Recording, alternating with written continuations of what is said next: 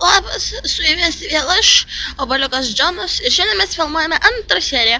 Kaip manat, aš labai aną kartą supykau ant savęs, kad atsikandau pats ir buvau pats nesavas. Gaila, kad likau beveik be veido. Matote, kas su manim atsitiko.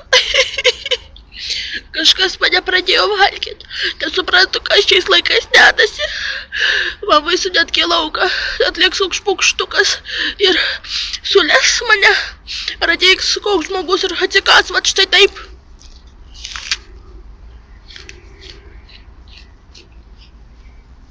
Matot. Kaip baisu. O Dieve, pas mane oda.